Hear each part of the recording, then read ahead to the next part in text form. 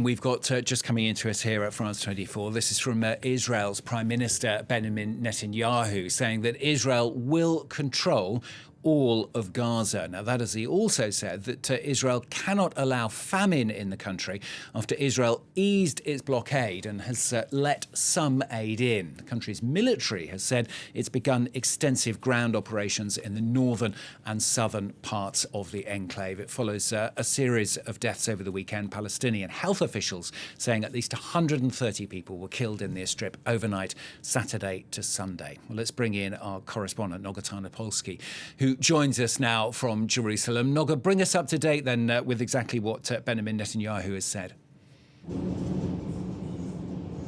Well, we've been witness here in the last hour to two extraordinary statements by the Prime Minister of Israel and his finance minister, who held a kind of ersatz press conference.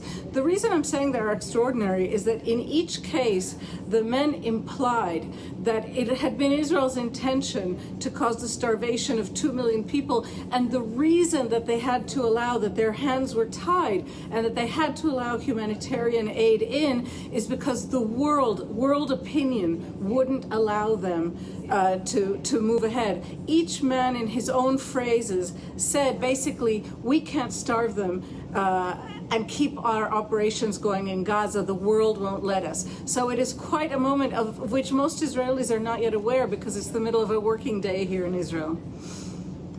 Noga, it follows, doesn't it, Israel increasing its activities, if that's the right word, within the Gaza Strip over the last 24 hours or so?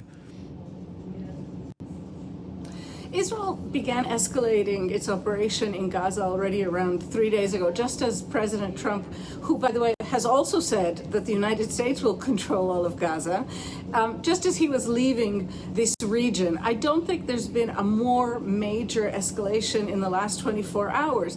But what we do see is the Israeli government transmitting increasingly aggressive, even almost barbaric statements from the top officials of this government, even as in the real world it continues to negotiate in Doha for some sort of accommodation or agreement with Hamas under tremendous American pressure, and even also as it begins, in fact, to allow these humanitarian trucks carrying not only food but also medication into the Gaza Strip. This is not something that Prime Minister Netanyahu wanted to do, and he is not hiding to his base here in Israel that he feels his hand was forced.